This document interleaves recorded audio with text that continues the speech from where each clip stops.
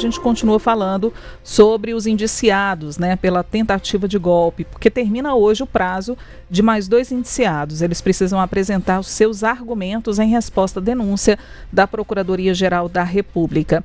Durante a noite dessa quinta-feira, várias ações, né, de denunciados foram protocoladas, entre elas as respostas do ex-presidente Jair Bolsonaro, do ex-ajudante de ordens de Bolsonaro, Mauro Cid, e também do então ministro da Justiça, Anderson Torres.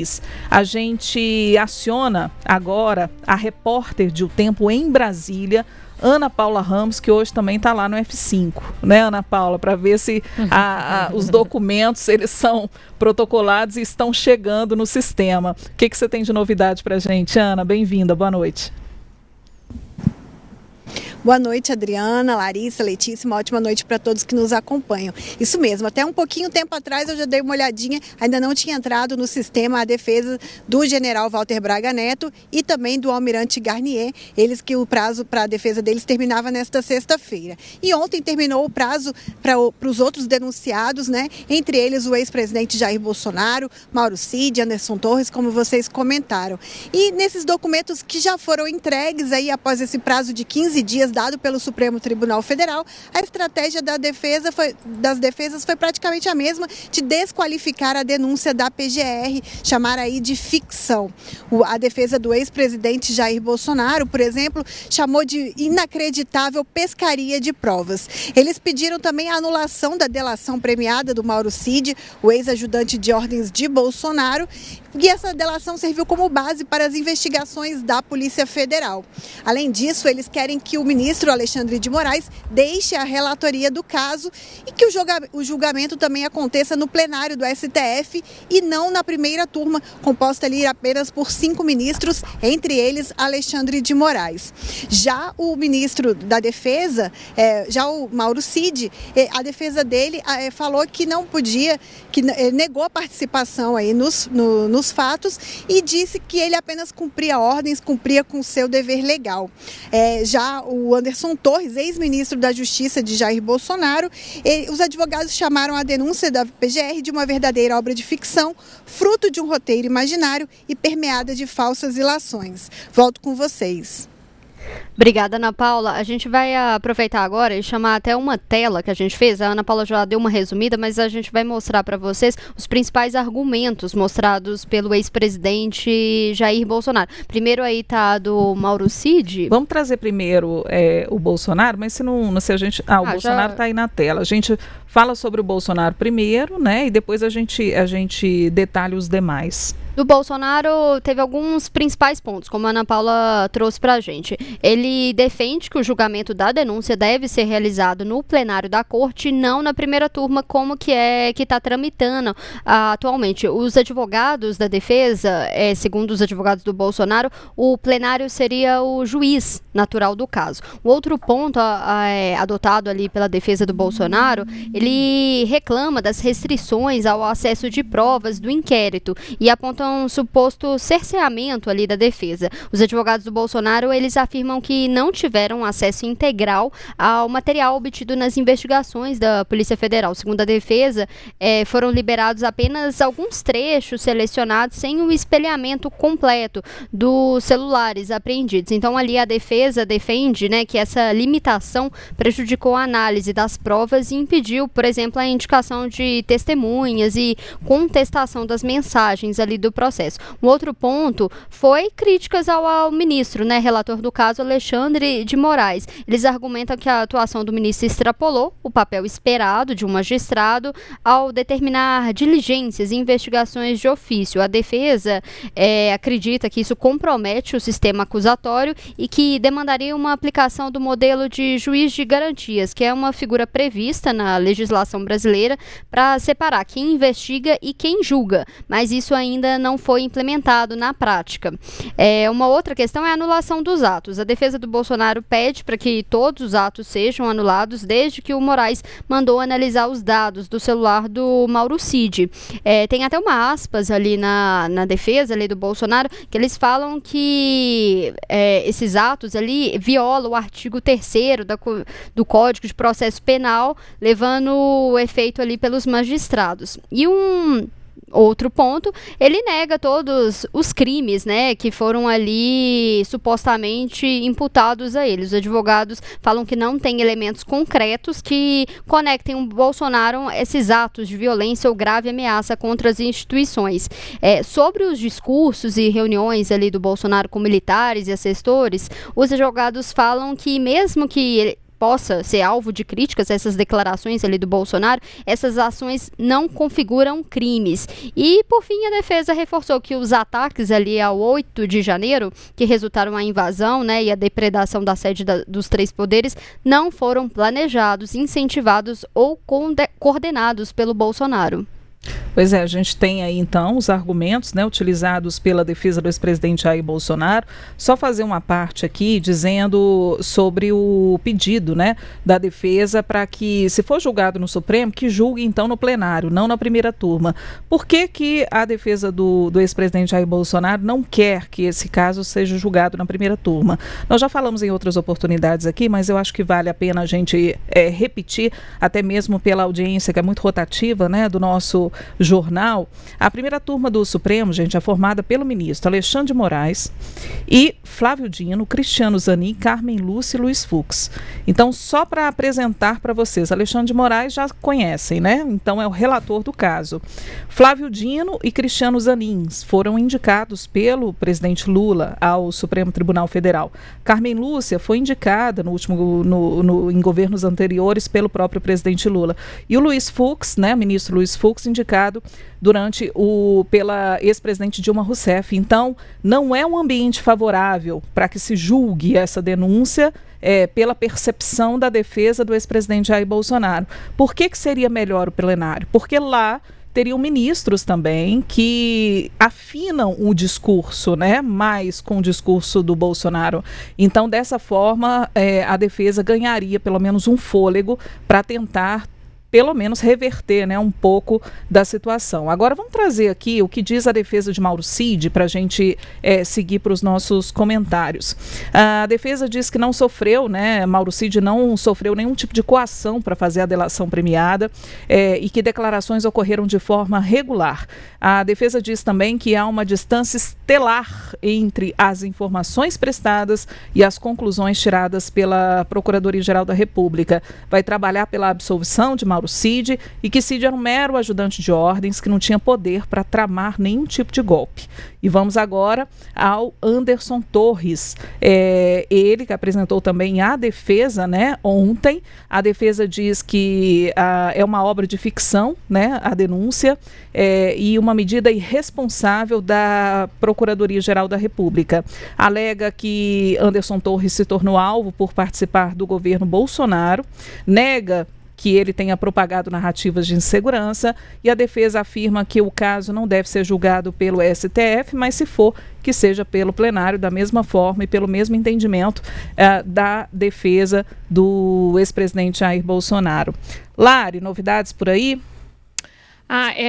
Só para dizer que as telas aí que vocês prepararam com os resumos ficaram excelentes. Eu acho que é um resumo importante e muito didático. Hoje o nosso jornal está didático, né, meninas? Eu queria destacar, na verdade, uma reportagem, inclusive, que o nosso repórter aqui de Brasília, o Renato Alves, fez. Ele deu uma reunida na matéria dele, das principais alegações ali das defesas. E o que me chamou a atenção, e eu não sei se chamou a atenção de vocês também, foi a expressão usada pela defesa do general Augusto Heleno, que a PGR realizava ali, né, na denúncia, abre aspas, um verdadeiro terraplanismo argumentativo, fecha aspas. Gente, essa expressão, esse termo que a defesa usou aí para, enfim, né, tentar retirar a culpa do general apontada pela denúncia da PGR, ela tem tantas camadas, né? E acho que um teor irônico também, quando a gente pega do ponto de vista aí da questão da Terra plana e aqueles que questionavam a ciência, enfim. Acho que as defesas lançaram mão aí de termos muito criativos, mas, no geral, pelo que a gente viu, pelo resumo que vocês destacaram agora aí, seguiram a mesma linha, né, gente, de dizer que o que foi apresentado como prova não era suficiente para certificar ali, né, para que eles pudessem ser denunciados por envolvimento com a tentativa de golpe de Estado, que mensagens não poderiam ser prova, que nada foi feito no sentido de fato, ocorreu o que a PGR está apontando na denúncia. Então, assim, muita criatividade em vários termos, mas talvez pouca criatividade para pensar na argumentação de fato, na tentativa de que eles não se tornem réus no Supremo Tribunal Federal, né? E uma defesa que está sendo bastante aguardada é a do Braga Neto, né? Agora, exatamente, até agora nada. Ele tem até 23h59 para poder apresentar essa defesa. E por que ele é o último, né? Porque ele demorou mais a ser intimado, né? Por isso que o prazo começou a contar, o prazo de 15 dias começou a contar depois. Então, a expectativa é que a defesa do Braga Neto siga ali a tônica também, a do Bolsonaro, né? A gente pode fazer uma leitura também que a defesa do Braga Neto até esperou a defesa ali do Bolsonaro para poder ver quais pontos o Bolsonaro e os outros ali acusados iam usar nas suas defesas para poder embasar essa defesa ali do general. E que deve repetir os principais pontos, né?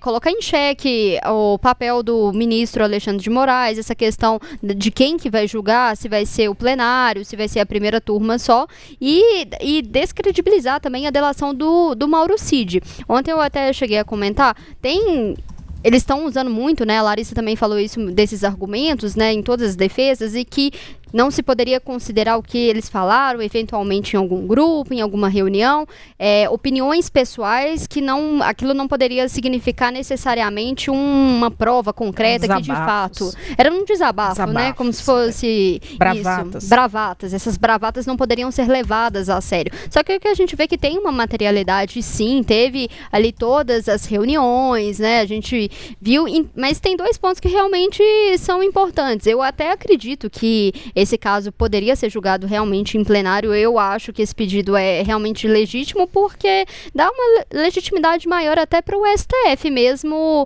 de julgar com mais ministros, 11 ministros, em vez de ser só uma turma, né? Para não abrir brechas também para questionamentos. A questão do Alexandre de Moraes é a questão da parcialidade, né? Se ele seria parcial ou não nesse processo, né? Porque entre essa minuta ali do golpe, né?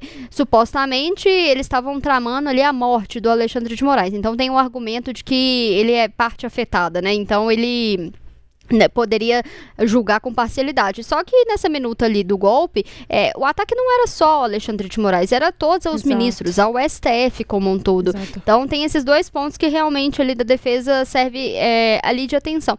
E tem um ponto interessante ali, tanto da defesa do Bolsonaro, é que é uma defesa bastante sofisticada, né? Ele repete ali algumas estratégias jurídicas utilizadas pelo Cristiano Zanin, que ao defender o Lula ali no âmbito da Lava Jato, né? O centro da argumentação era de que o Bolsonaro está condenado ideologicamente e que por isso ele pede a anulação das provas, né? E nesse sentido, né, o Bolsonaro incluiu ali na defesa dele uma citação do voto do Gilmar Mendes a favor da suspeição do Moro no julgamento do Lula. E vocês lembram que ontem a defesa do Augusto Heleno também colocou uma referência à Lava Jato?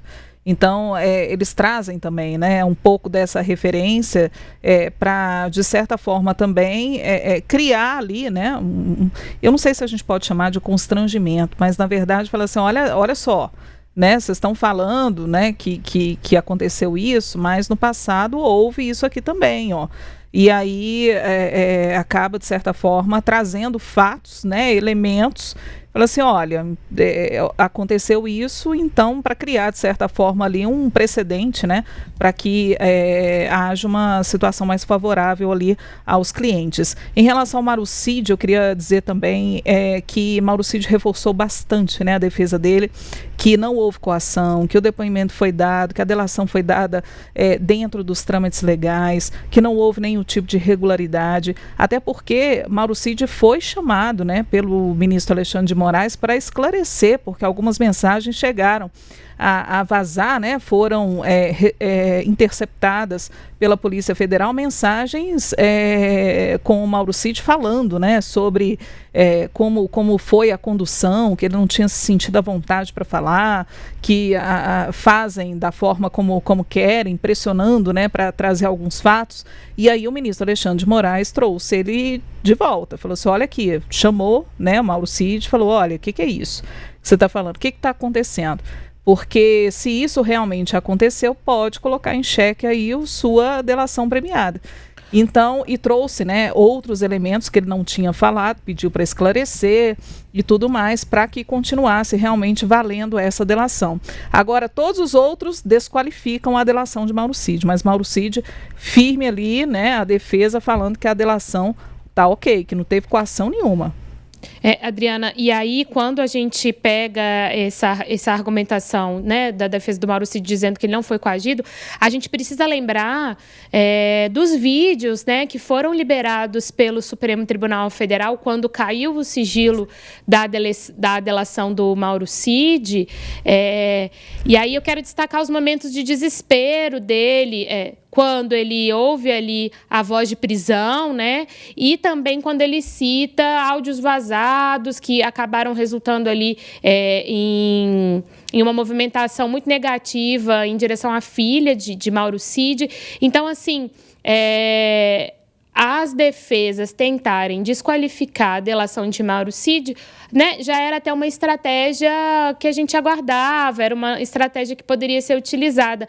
Mas basta a gente recuperar aí na memória aqueles vídeos de quando o Mauro Cid estava prestando ali seus esclarecimentos, enfim, a partir da delação premiada, que ele estava, em vários momentos, bastante desesperado, se é que podemos colocar nesses termos, mas bastante exaltado com tudo que estava acontecendo. E apesar das recorrentes chamadas ali para que ele esclarecesse, ele acaba dando os detalhes, acaba afirmando, acaba falando, enfim, só para a gente lembrar mesmo, porque eu acho que o impacto visual, né, para a gente fazer essa conexão entre a delação, o que foi dito, e tudo que a gente tem visto as defesas alegarem agora, faz algum sentido e serve para ilustrar melhor. E a expectativa segue, claro, como Letícia disse, a Adriana também destacou, para a defesa do Braga Neto, que tentou por algumas vezes adiar e até agora nada. Será que seremos surpreendidos no último segundo do prazo final, meninas? Enquanto você dá o F5 aí, Lara, deixa eu comentar também uma coisa. Porque essa preocupação, né, com a defesa de Braga Neto e porque a Letícia também comparou há pouco a defesa de Braga Neto com a defesa do ex-presidente Jair Bolsonaro. Porque o caso deles é um caso muito peculiar, que eles fazem parte do grupo, né, apontado pela Procuradoria-Geral da República, que era um grupo de quem comandava aquilo ali, de quem articulava tudo aquilo ali. Então, de certa forma, as defesas podem ser muito parecidas, sim. Por quê? Porque o envolvimento dos dois se dá quase que numa mesma proporção, de se pensar, de articular, de movimentar, né? Então há essa semelhança. Então os dois são acusados, vou repetir aqui para a nossa audiência, por tentativa de abolição violenta ao Estado Democrático de Direito, são 5 acusações no total. Tentativa de golpe de Estado, organização criminosa, dano qualificado pela violência e grave ameaça e agora vamos ver se a gente consegue falar direitinho, né? Deteriorização de patrimônio tombado. Parabéns para mim, consegui ler a palavra. Olha aí. Não é? Agora não me peça para repetir, mas são 5. Mesma coisa de falar dano ao patrimônio tombado, né? Eu acho que fica mais fácil até para a gente. Mais simples. Mais simples.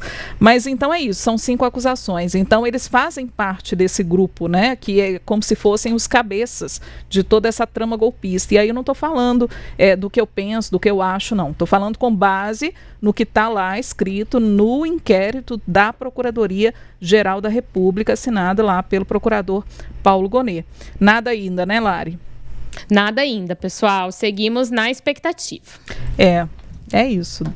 A gente vai ter que repercutir depois. Opa! Tchan, tchan, tchan, tchan. Minto. Informação Um de segundo, última hora. por favor. Veio aí, pessoal. Veio aí e queria destacar uma coisa aqui, vindo de Lara Alves, que está de folga, mas ligadona. Lara tá dando F5 lá também na casa dela? De folga, gente. Meu Deus, Lara. Olha Nunca isso, desliga. Veio, hein? Mas jornalista nunca desliga. Lara Alves é um verdadeiro furacão, ela nunca desliga, pessoal. Então vamos aqui no famoso Quem Sabe Faz ao Vivo.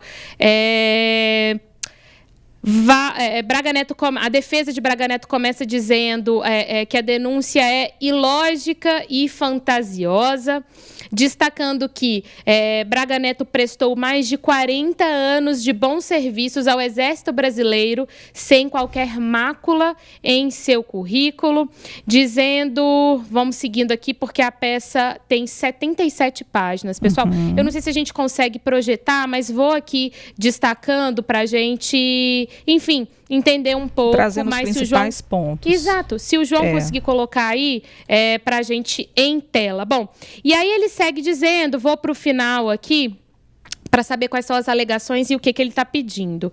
Então, ele destaca que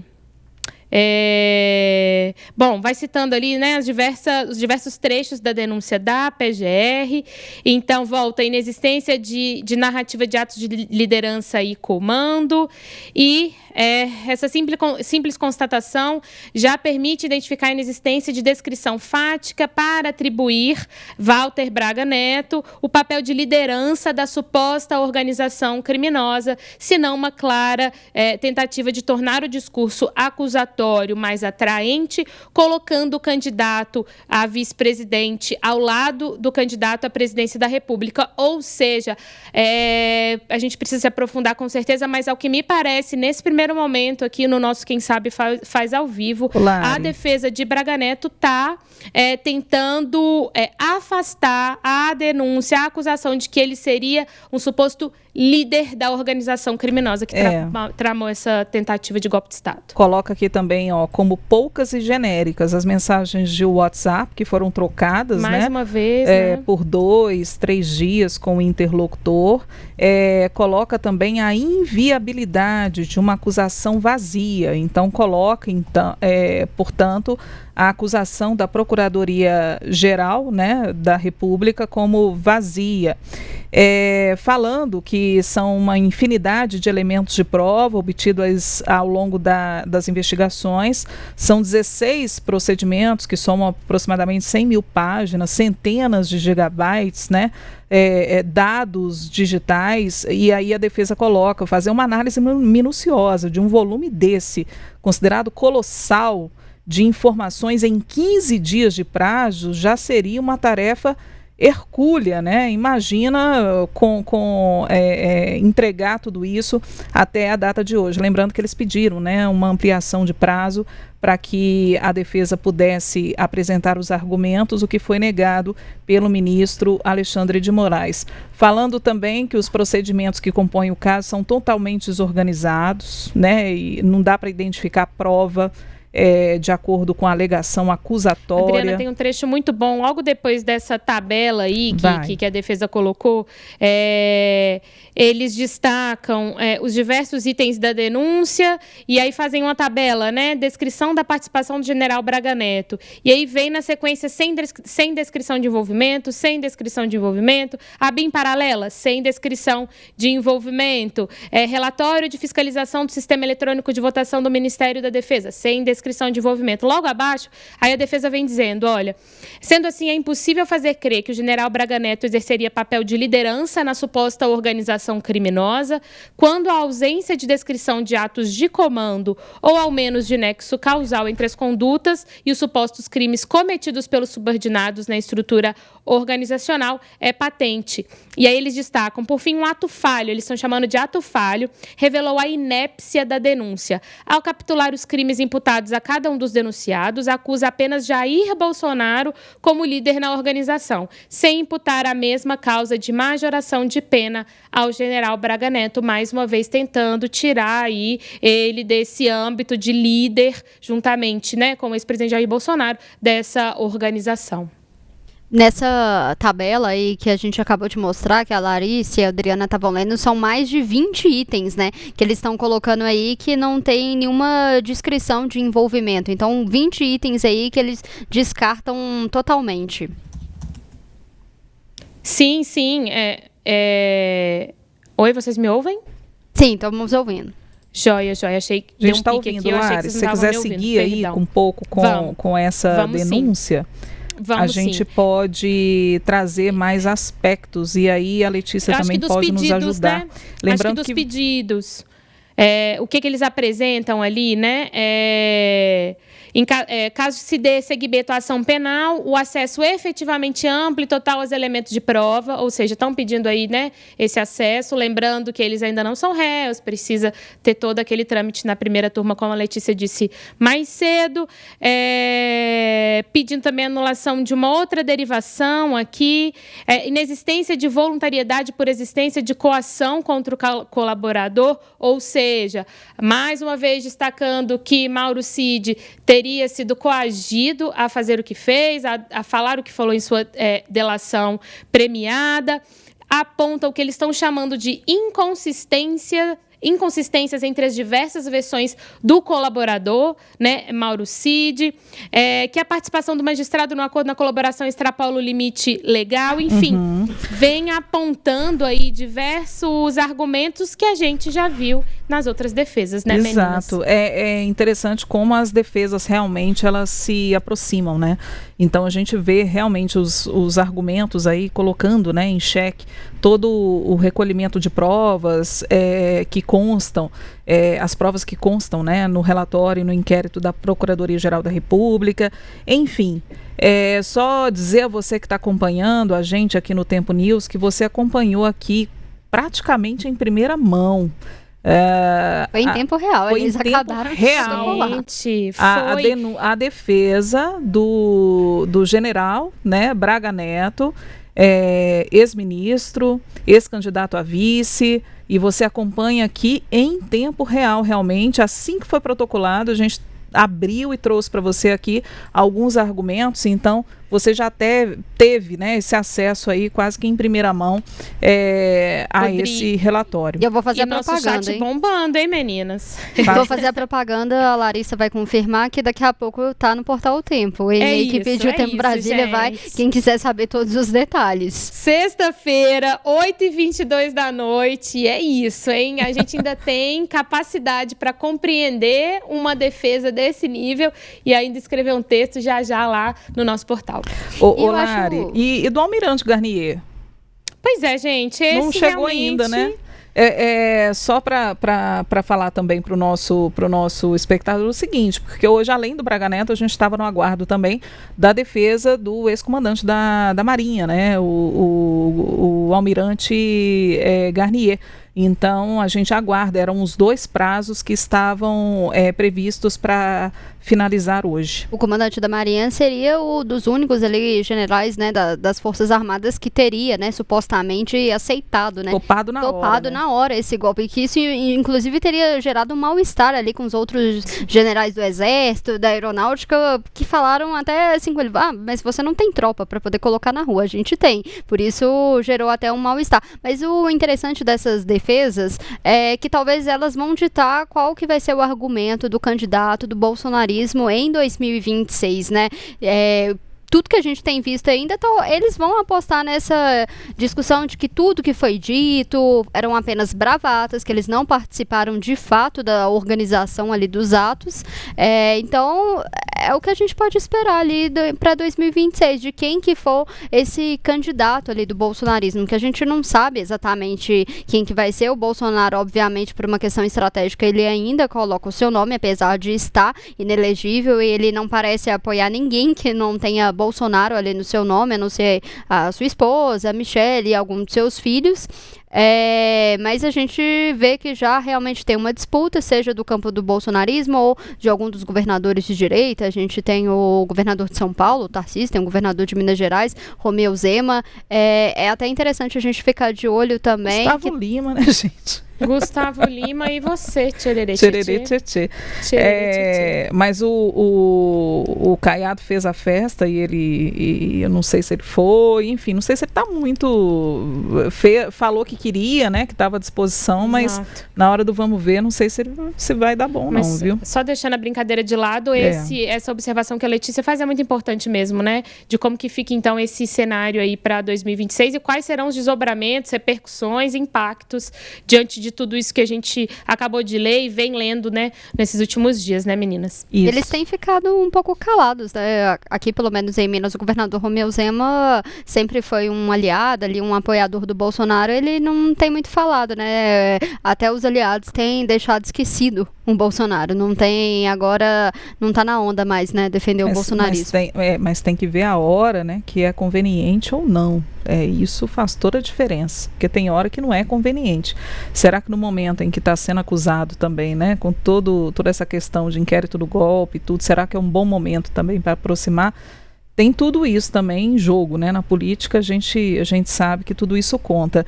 E vendo aqui, Lara e Letícia, ainda passando o olho aqui na defesa do Braga Neto, ele desqualifica muito a delação do Mauro Cid. Então cita trechos, são muitas páginas dedicadas, né, a falar e a colocar em dúvida os argumentos colocados na delação premiada de Mauro Cid.